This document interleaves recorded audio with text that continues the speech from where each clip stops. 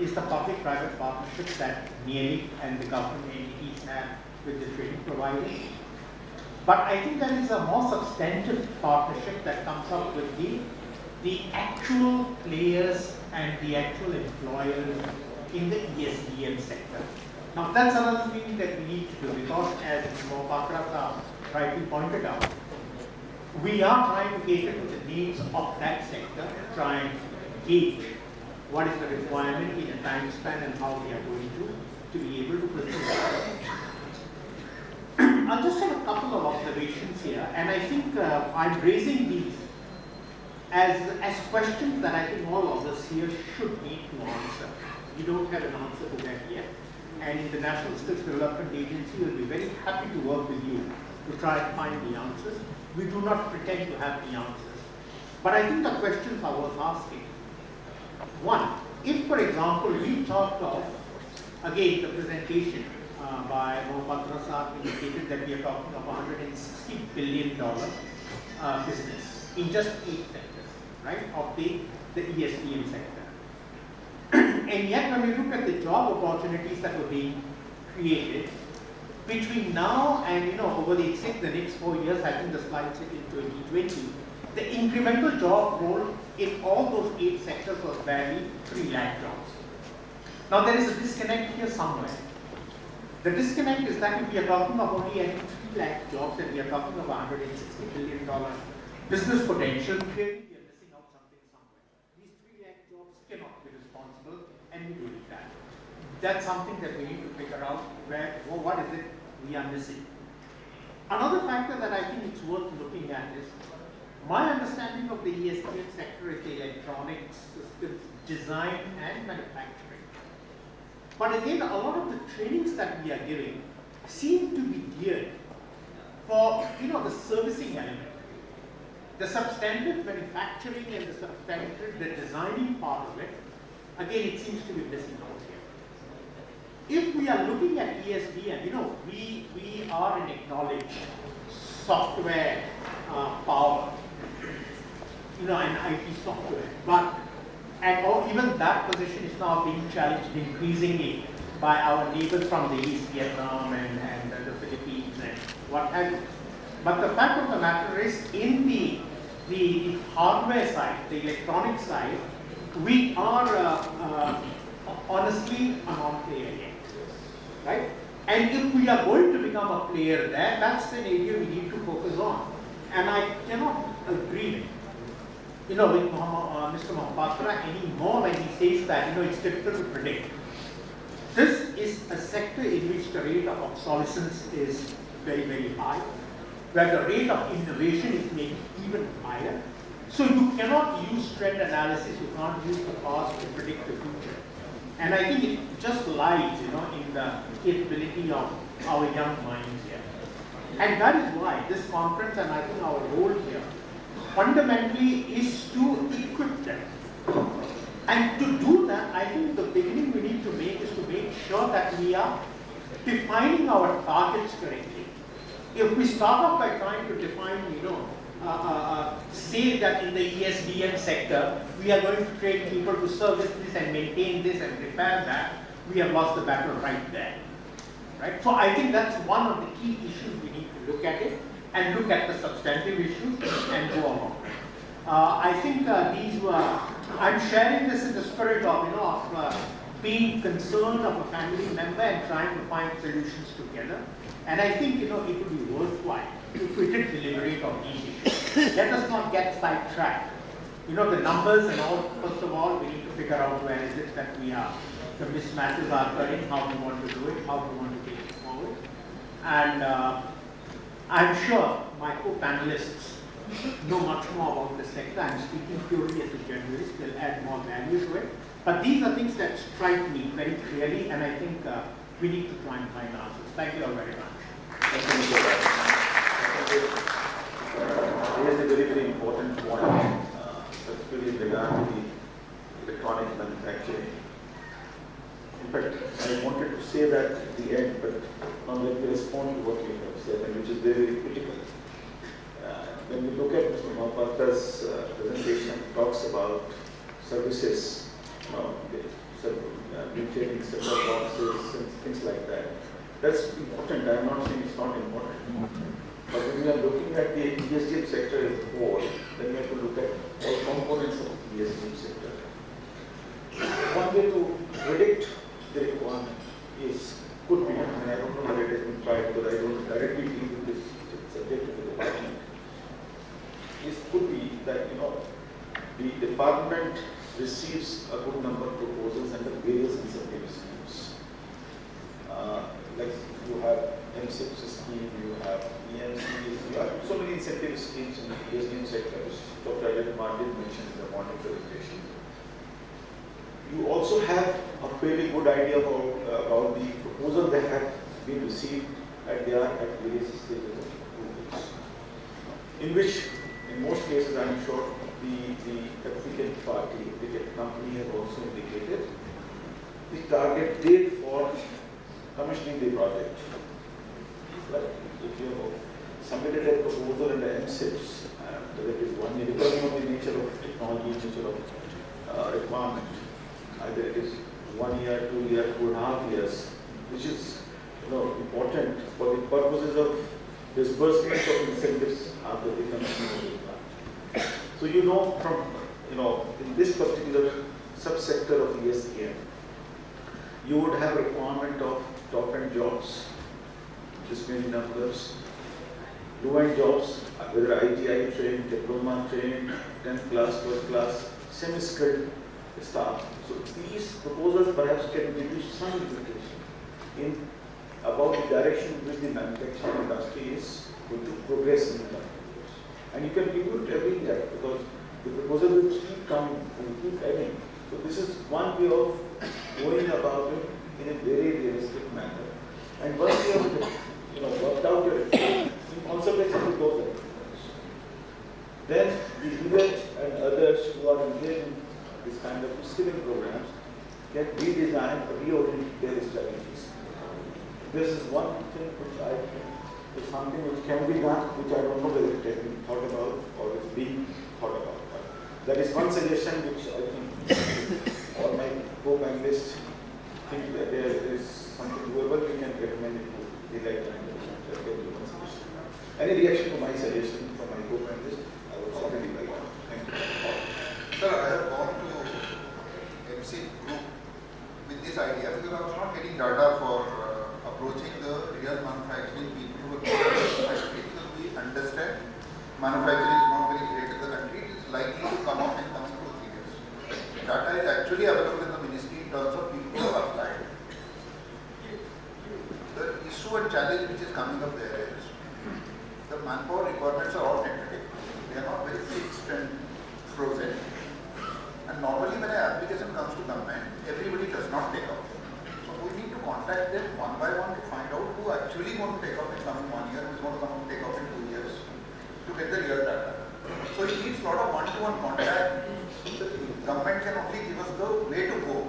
But who will hit me with the numbers when I have to do my own homework of hitting so many people and there is no other way of doing it. This is what I feel. Yes, and I think, again, what you say is absolutely correct. And I think it was actually a recognition of the importance of doing this.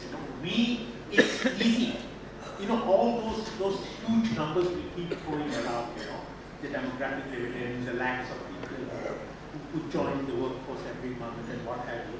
But at the end of the day, all those are large number of data that are being thrown out by macro data analysis. Right? So when you say that the skill gap is going to be so many lakhs in 2022, what have you done? You have taken the GDP figure today, you have taken the size, you have extrapolated that, and based on that, you have come with a large number. But where exactly is that gap? And I think the rationale that the government decided to invest in creating sector skill councils, to bring in the private sector expertise to do that, was to do precisely that.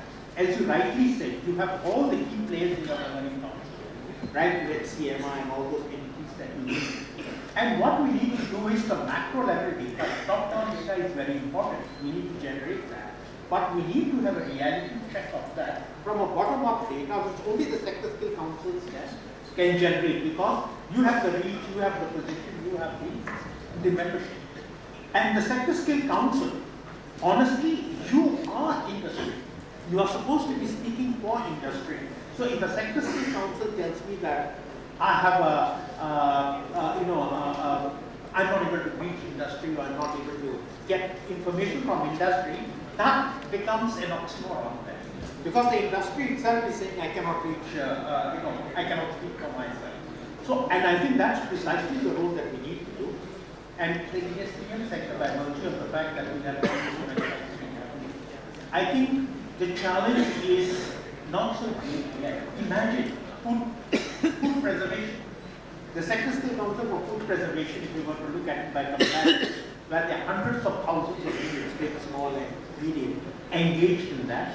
Let them try and speak for industry. See the kind of challenge they will have. But that's precisely the rule that we have. Well, what I can make out from the intervention by both of you, that there is haziness about the demand in the manufacturing sector, not of services.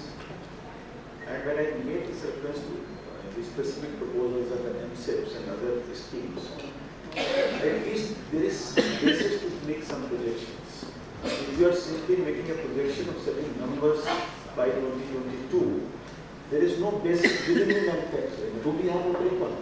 And if that breakup is available, is it really known what are the specific areas in which the training is required? I don't think I have not come across any such document which gives me that detail.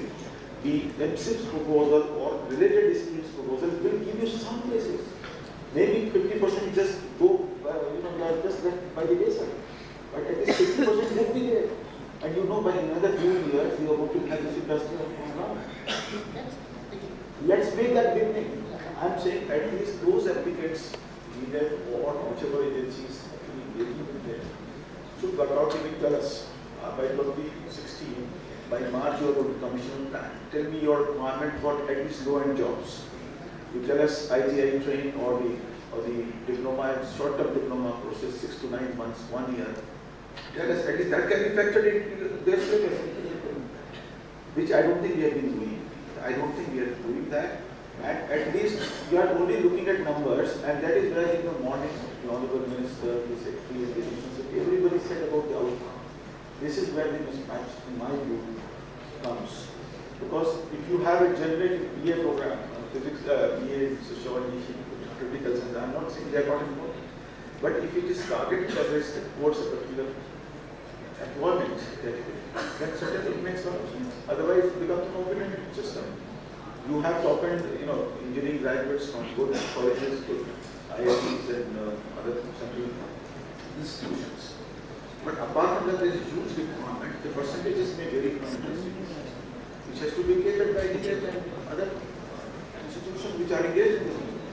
I think this is one area if they are able to do that analysis. I firmly believe that you will make a good technique. Rather than looking at the larger numbers, those numbers will keep changing as time passes. And since the government is looking at a Digital India program, looking at net zero imports by 2020, certainly means that you are going to have domestic manufacturing of that scale in the country, which will in any case require so much time. So I'm saying, Dr. Sharma, you can look at that aspect in consultation with the concerned division exactly. Perhaps this is something which is workable in my view. I think we need not here and request the author to make his observation, and I request after that.